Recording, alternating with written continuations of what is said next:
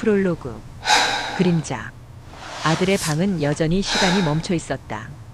2년 전 그 아이가 마지막으로 입고 나갔던 셔츠가 벽장에 걸려 있었고 책상 위에는 그가 읽다 만 책이 펼쳐진 채 그대로였다. 60대 후반의 태주는 굳게 닫힌 방문을 열 때마다 낯선 타인의 집을 방문하는 것만 같았다. 그 안에는 이제 자신의 아들이 아닌 그저 존재했던 흔적만이 남아 있었다. 며느리인 지미는 그 흔적들을 조심스럽게 쓸어내리며 핏기 없는 입술을 굳게 다물었다. 남편의 유품 앞에서 그녀는 여전히 30대 후반의 여자가 아닌 슬픔에 갇힌 소녀였다. 태주는 그런 그녀의 뒷모습을 바라보았다. 그의 눈에 비친 지미는 자신의 아내와 묘하게 닮아 있었다. 똑같은 방식으로 슬픔을 견디고 똑같은 방식으로 세월의 무게를 이겨내는 모습. 그 익숙한 연약함에 태준의 가슴이 알 수 없는 감정으로 아려왔다. 두 사람 사이에는 오직 무거운 침묵만이 흘렀다. 그 침묵 속에서 먼지 냄새와 함께 죽은 아들의 향수 냄새가 섞여 들어왔다. 태주는 문득 지민의 손이 자신의 손등을 스치는 상상을 했다. 그 상상은 섬뜩했지만 동시에 견딜 수 없는 미열을 남겼다. 죽은 아들이 아닌 살아있는 그녀에게서. 지민은 태준의 눈을 피하며 흐느꼈다.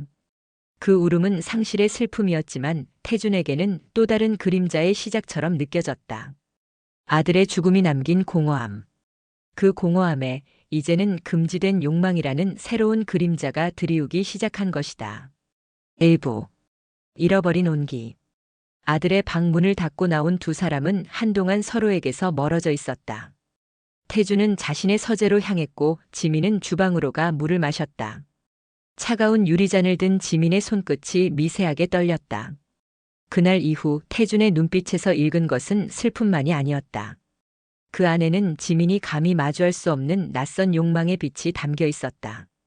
그 빛은 남편이 죽은 후 그녀의 심장을 얼어붙게 했던 모든 감각들을 일깨우는 것만 같았다. 지민은 자신의 심장이 다시 뛰고 있다는 사실에 죄책감을 느꼈다. 그건 죽은 남편에 대한 배신이기도 했지만 무엇보다 자신을 아들처럼 여기는 시아버지에 대한 불경이었다. 하지만 두 사람은 며칠 지나지 않아 다시 서로를 찾았다. 그것은 의도된 만남이 아니었다. 밤늦게까지 거실 소파에 앉아 멍하니 텔레비전을 보던 태준과 부엌에서 늦은 저녁을 준비하다가 그의 등 뒤에 멈춰 선 지민. 두 사람은 말없이 서로의 존재를 확인했고 그 침묵 속에서 알 수 없는 안온함을 느꼈다. 며느리라는 의무감도 시아버지라는 권위도 사라진 자리. 그곳에는 오직 서로의 외로움에 공감하는 두 영혼만이 남아 있었다. 그들은 더 이상 대화를 하지 않아도 괜찮았다.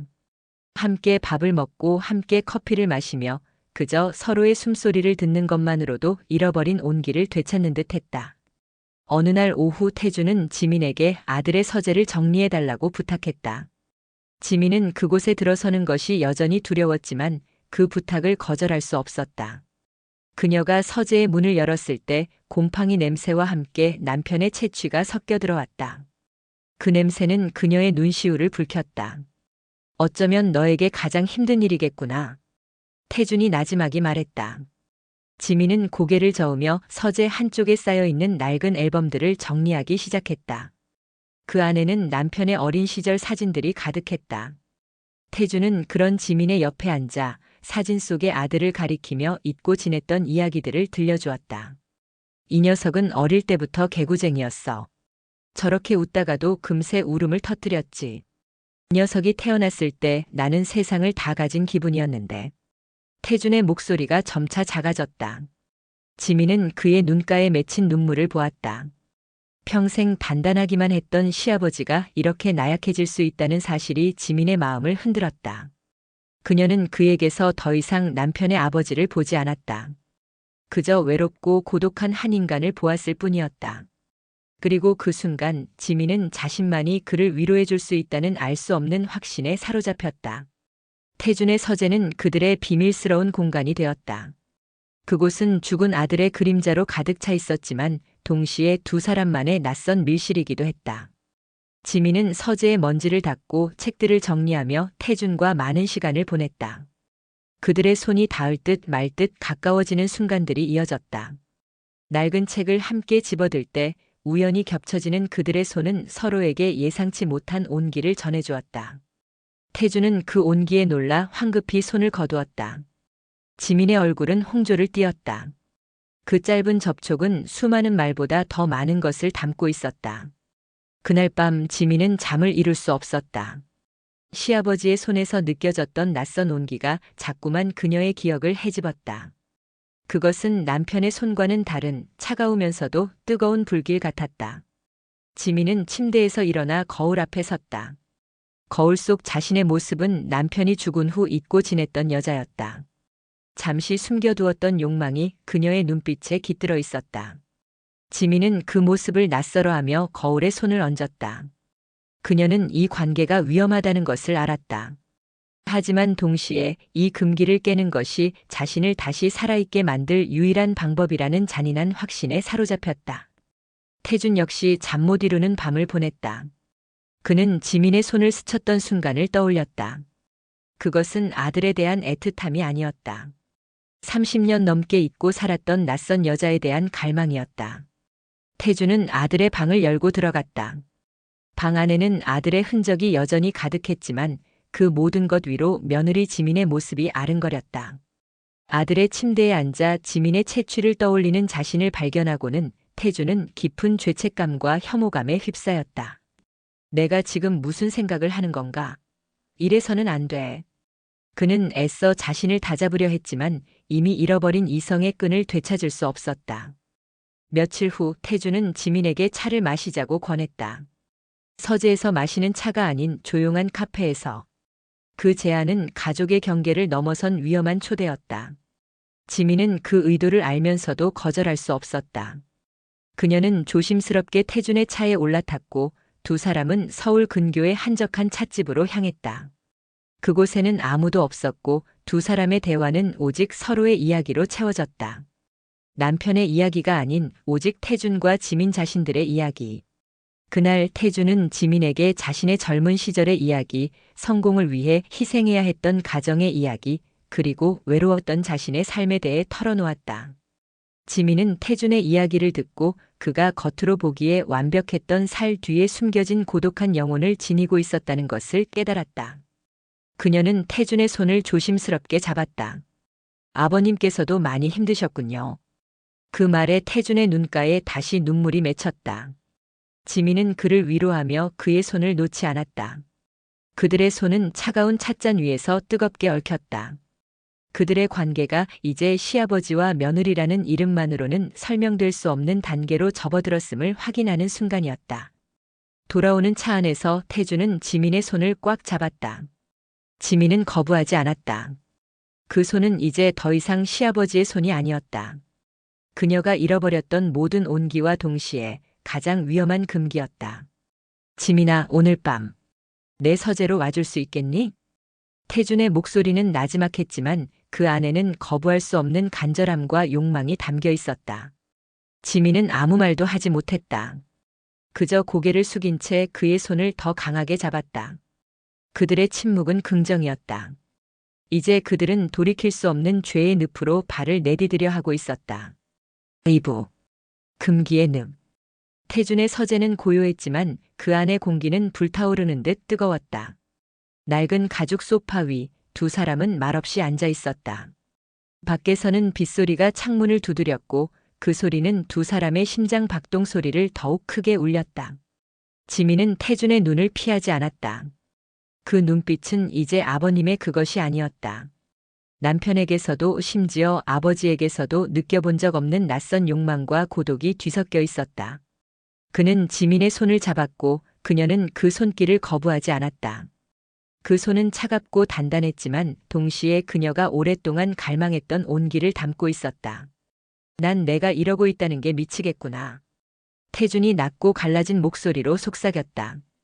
그의 말은 죄책감이었지만 그의 눈빛은 오히려 더 깊은 욕망을 담고 있었다. 지민은 대답하지 않았다. 그저 고개를 숙여 그의 손에 이마를 기댔다. 그녀의 머리카락에서 풍기는 샴푸 냄새가 태준의 코를 간지럽혔다. 그 냄새는 2년간 아들의 방에서 맡았던 먼지와 슬픔의 냄새와는 완전히 다른 살아있는 여자의 냄새였다. 태주는 천천히 지민의 머리를 쓰다듬었고 지민은 그의 손길을 피하지 않았다. 그 손길은 처음에는 위로였지만 점차 소유와 집착으로 변해갔다. 그들의 관계는 이제 되돌릴 수 없는 곳으로 흐르고 있었다. 그들은 서로에게서 죽은 아들 남편의 빈자리를 채우려 했지만 그들이 채운 것은 공허함이 아니라 더욱 깊은 죄악의 구덩이였다.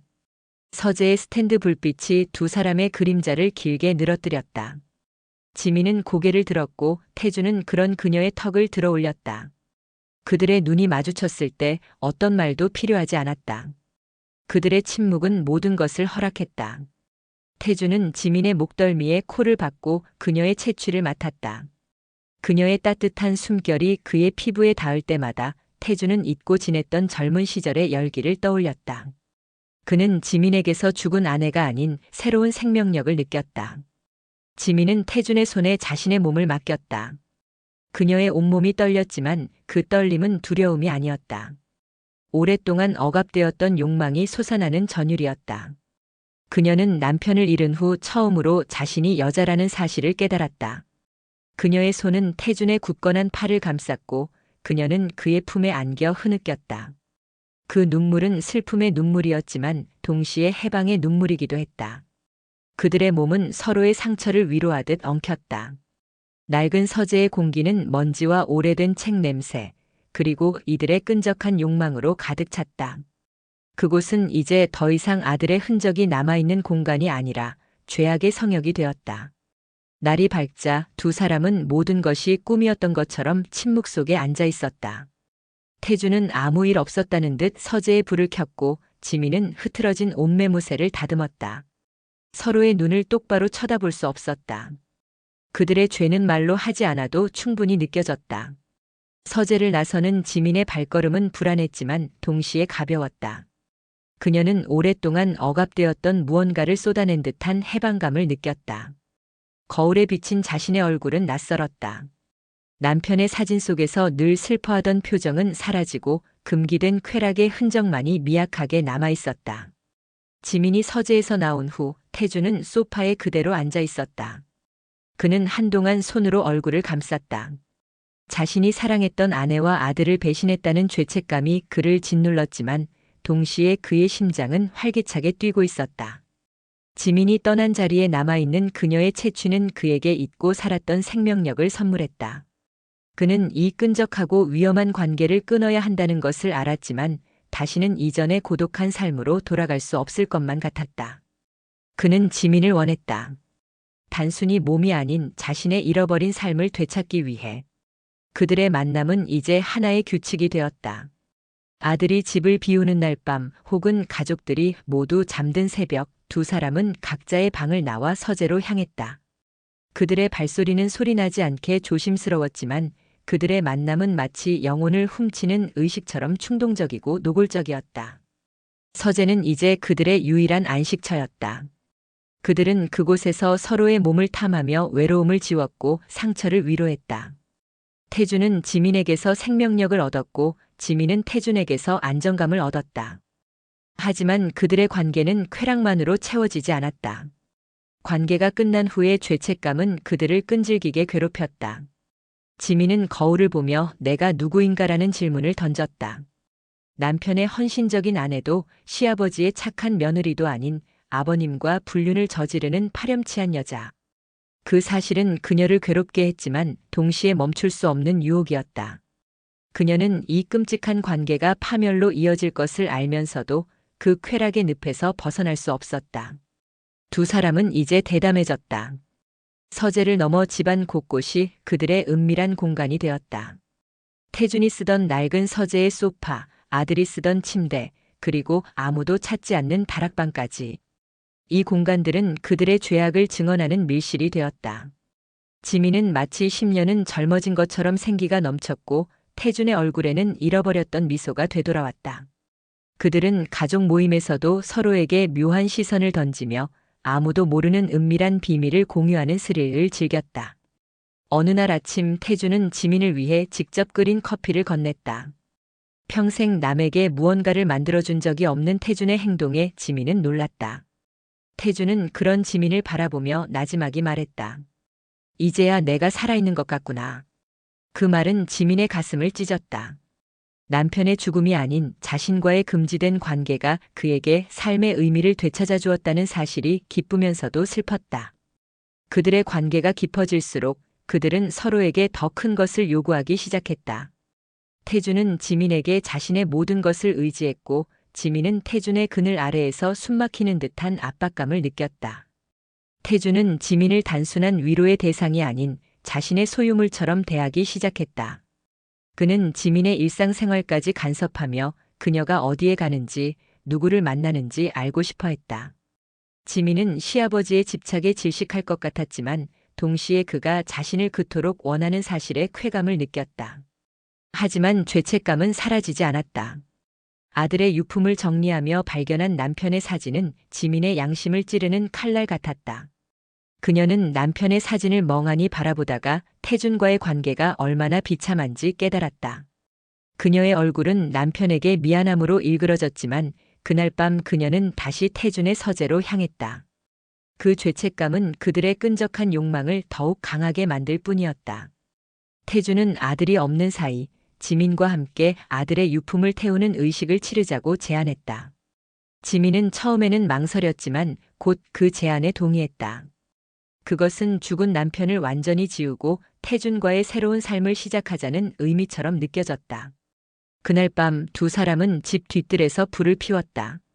아들의 낡은 셔츠, 읽다 만책, 그리고 오래된 사진들이 불길 속에서 재가 되어 날아갔다. 불길이 타오르는 소리가 그들의 침묵을 대신했다. 지민은 불길 속에서 남편의 사진이 타는 모습을 보며 묘한 해방감을 느꼈다. 태준은 그런 지민의 손을 잡았다. 그들의 손은 뜨거운 불길보다 더 뜨거웠다. 지민은 고개를 들어 태준을 바라보았다. 그의 눈빛은 더 이상 슬픔이 아닌 완전한 소유욕으로 빛나고 있었다. 그 순간 지민은 자신들이 되돌아올 수 없는 강을 건넜음을 직감했다.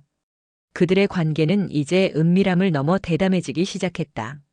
주말 다른 가족들이 방문했을 때 그들은 아무렇지 않게 서로의 손을 스치거나 의미심장한 눈빛을 교환했다. 지민은 시어머니의 눈을 피하며 태준의 옆에 앉았고 태준은 그런 지민의 모습에 알 수 없는 쾌감을 느꼈다. 그들은 완벽한 가정의 가면을 쓴 채 그 뒤에서 가장 퇴폐적인 행위를 이어갔다. 하지만 모든 비밀은 결국 드러나기 마련이다. 어느 날 지민은 서재에서 태준과 함께 늦은 밤까지 술을 마셨다. 태준은 술에 취해 지민의 손을 잡고 그녀의 손등에 입을 맞추었다. 지민은 그의 대담한 행동에 놀랐지만 그를 뿌리치지 않았다. 그때 아들의 방문이 열리는 소리가 들렸다. 아들이 밤늦게까지 깨어 있었던 것이다. 두 사람은 황급히 몸을 숨겼다. 아들은 서재의 문을 열지 않았다. 하지만 두 사람의 숨소리와 불안한 눈빛은 그들의 관계가 얼마나 위태로운지 말해주고 있었다. 그들은 가까스로 위기를 넘겼지만 그날 이후 지민은 극심한 죄책감에 시달렸다. 그녀는 아들의 얼굴을 똑바로 쳐다볼 수 없었다. 남편의 동생이자 자신의 아들이기도 한 그에게 죄를 지었다는 사실이 그녀의 양심을 찔렀다. 하지만 죄책감은 그들의 관계를 멈추게 하지 않았다. 오히려 들킬지도 모른다는 스릴은 그들의 관계를 더욱 중독성 있게 만들었다. 그들은 더 은밀한 장소를 찾아다녔다. 아무도 찾지 않는 낡은 별채, 차고의 구석, 심지어 차 안에서까지 그들의 만남은 계속되었다. 태준은 이제 지민을 향한 집착을 숨기지 않았다. 그는 며느리가 아닌 한 명의 여자로서 지민을 소유하려 했다. 그는 지민에게 비싼 옷과 보석을 선물했고 지민은 그 선물들을 거절하지 않았다. 그 물건들은 지민의 죄를 더 무겁게 만들었지만 동시에 그녀가 억압된 삶에서 벗어나 새로운 삶을 살고 있다는 증거였다. 두 사람의 관계가 깊어질수록 그들은 서로에게서 벗어날 수 없게 되었다. 그들은 서로의 죄를 공유하며 더욱 단단하게 묶였다. 태준은 지민에게서 잃어버렸던 모든 것을 되찾았고 지민은 태준에게서 자신의 욕망을 충족시켰다. 그들의 관계는 사랑도 위로도 아니었다. 그저 서로의 상실감을 먹고 자란 추악한 욕망이었다. 하지만 이들의 은밀한 관계는 더 이상 감출 수 없을 만큼 커져 있었다. 태준의 다른 자녀들이나 지민의 친정 식구들이 그들의 미묘한 관계를 눈치채기 시작했다. 그들은 평소와 다름없는 태도와 눈빛을 보였지만 그들의 눈에는 두 사람을 향한 의심의 그림자가 드리워져 있었다. 그들은 완벽하게 숨겼다고 생각했지만 이미 그들의 관계는 온 집안에 퍼진 끈적한 공기와 같았다. 결국 그들의 죄는 가장 예상치 못한 방식으로 가장 예기치 않은 순간에 세상에 드러나게 될 것이었다. 3부. 제가 된 흔적. 그날은 태준의 며느리 지수가 오랜만에 아들 내외를 데리고 본가를 방문한 날이었다. 모두가 거실에 모여 즐거운 저녁 식사를 하고 있었다. 태준은 지민의 옆에 앉아 있었고 두 사람은 평소처럼 아무렇지 않은 표정으로 대화를 나누었다. 그때 지수의 아들이 다급하게 거실로 뛰어들어왔다. 엄마, 할아버지 서재에서 이거 발견했어. 아이의 손에는 며칠 전 태준이 지민에게 선물했던 낡은 회중시계가 들려 있었다. 태준은 그 시계를 지민에게 선물하며 우리 둘만의 비밀이라고 속삭였었다. 지수는 의아한 표정으로 회중시계를 받아들었다. 그 시계는 태준이 아내에게 주었던 것이었고 그녀가 아끼던 물건이었다. 아버지, 이 시계 왜 지민이 손자한테? 지수의 목소리가 떨렸다. 그때까지도 태준과 지민은 아무 말도 하지 못했다. 모두의 시선이 그들에게로 향했다. 분위기는 순식간에 차갑게 얼어붙었다. 태준은 굳은 얼굴로 지민을 바라보았고 지민은 고개를 숙인 채 손을 덜덜 떨었다. 지수는 그들의 미묘한 눈빛과 침묵을 통해 모든 것을 직감했다. 지민아, 너 혹시 우리 아버지랑 무슨 관계야? 지수의 질문에 지민은 고개를 들지 못했다. 태준은 자리에서 일어나 지수야, 오해야. 그 시계는? 라고 말을 하려 했지만 그의 목소리는 더 이상 나오지 않았다. 그의 말이 이미 진실을 말해주고 있었기 때문이다. 지수의 눈은 분노로 이글거렸다. 그녀는 태준을 향해 소리를 질렀다. 아버지, 대체 어떻게 이러실 수 있어요? 엄마가 돌아가신 지 얼마나 됐다고. 그리고 지민이는 오빠의 아내였잖아요. 이건 아니잖아요. 지민은 얼굴이 새하얗게 질린 채 아무 말도 할 수 없었다. 남편과 함께 온 아들은 상황을 이해하지 못한 채 겁에 질려 울음을 터뜨렸다. 아들은 태준의 곁을 떠나 공포에 질린 눈으로 지민을 바라보았다. 그 눈빛은 남편을 향한 배신감 그리고 죄책감으로 그녀를 찔러왔다. 태준은 굳은 표정으로 지수를 바라보았다. 지수야, 이건 내가 생각하는 그런 관계가 아니야. 우리는 그저 서로를 위로했을 뿐이야. 그의 목소리는 며느리와의 관계를 정당화하려는 변명이었지만 그 안에는 오랜 집착과 욕망이 담겨 있었다. 지수는 분노를 참지 못하고 태준에게 달려들었다. 위로요? 이게 위로예요? 당신들은 엄마와 오빠를 2번 죽인 거예요. 이 집을 떠나세요. 당장. 그녀의 외침은 집안 전체를 뒤흔들었고 그들의 비밀스러운 사랑은 산산조각이 났다. 그날 밤 모든 가족이 태준의 집을 떠났다. 평소에 북적였던 거실은 텅 비었고 그들의 웃음소리가 사라진 집은 낯선 타인의 집처럼 느껴졌다. 태준과 지민은 서로를 마주 볼 수 없었다. 그들의 사랑은 순식간에 재가 되어버린 흔적만 남겼다. 태준은 자신의 서재로 향했다. 그들의 비밀스러운 사랑이 시작되었던 곳이었다. 하지만 이제 그곳은 그들의 죄를 증언하는 비참한 장소일 뿐이었다. 그는 서재의 가구들을 부수며 분노를 표출했다. 자신이 모든 것을 잃었다는 사실에 그는 숨조차 제대로 쉴 수 없었다. 지민은 자신의 방에 홀로 앉아 있었다. 남편의 사진은 여전히 그녀를 바라보고 있었고 그 눈빛은 그녀를 꿰뚫는 듯 했다. 그녀는 거울 앞에 섰다. 거울 속 자신의 얼굴은 늙고 지쳐 있었다. 그녀가 태준에게서 찾았던 모든 해방감은 사라졌고 그 자리를 채운 것은 비참함과 죄책감이었다. 그녀는 엉엉 울기 시작했다. 그 눈물은 남편에 대한 그리움도 태준에 대한 미안함도 아니었다. 오직 자신에게만 남겨진 끔찍한 외로움과 고통이었다. 다음 날 아침 태준과 지민은 텅 빈 집에서 만났다. 태준은 밤새도록 술을 마셨는지 초췌한 얼굴이었다.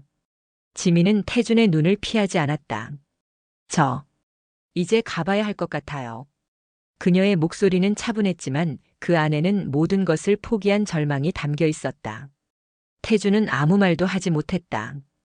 그들의 관계는 끝이 났다.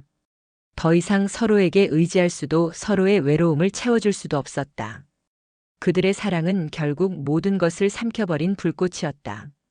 지민은 태준에게 마지막 인사를 건넸다. 그동안 감사했습니다, 아버님. 그녀는 태준의 얼굴을 똑바로 보며 말했다. 그 말에 태준은 아무 말도 하지 못했다. 그저 지민의 손을 잡으려 했지만 지민은 그의 손을 뿌리치고 집을 나섰다. 그들의 사랑은 모두의 비난 속에서 타버렸고 그들에게 남은 것은 오직 잿더미와 같은 삶이었다. 태주는 텅 빈 집에서 홀로 앉아 창밖을 바라보았다. 그의 눈에 비친 것은 차갑게 식어버린 자신의 모습뿐이었다. 에필로그. 남겨진 흔적. 그로부터 1년이 흘렀다. 태주는 텅 빈 집에서 홀로 지냈다. 며느리와 아들 내외, 그리고 손주의 발소리가 사라진 집은 거대한 관처럼 느껴졌다. 그는 더 이상 서재에 들어가지 않았다. 그곳은 한때 자신의 잃어버린 생명력을 되찾아 주었던 공간이었지만 이제는 모든 것을 잃게 만든 죄악의 무덤이었다. 그는 매일 아침 서재의 문을 잠근 채 그들의 끈적하고 뜨거웠던 시간이 마치 꿈이었던 것처럼 외면하려 애썼다. 하지만 꿈은 아니었다. 거울 속 자신의 늙고 지친 얼굴은 그들이 남긴 파멸의 흔적을 고스란히 보여주고 있었다. 그는 모든 것을 얻으려다 모든 것을 잃은 가장 비참한 승리자였다. 지민은 작은 원룸으로 이사했다. 남편의 사진은 더 이상 그녀의 곁에 없었다. 그녀가 그토록 혐오했던 평범한 삶으로 돌아왔지만 이제 그 평범함마저도 버겁게 느껴졌다. 밤마다 그녀는 홀로 잠 못 이루며 태준과 함께 보냈던 퇴폐적이고 위험했던 시간들을 떠올렸다. 그것은 죄악이었지만 동시에 그녀를 살아있게 했던 유일한 시간이었다. 그들의 사랑은 결국 구원이 아니라 서로의 영혼을 태워버린 불꽃이었음을 그녀는 깨달았다. 그 불꽃이 타오르는 동안 그녀는 잠시 빛났지만 이제는 남은 것 없이 모두 타버린 잿더미가 되어 있었다.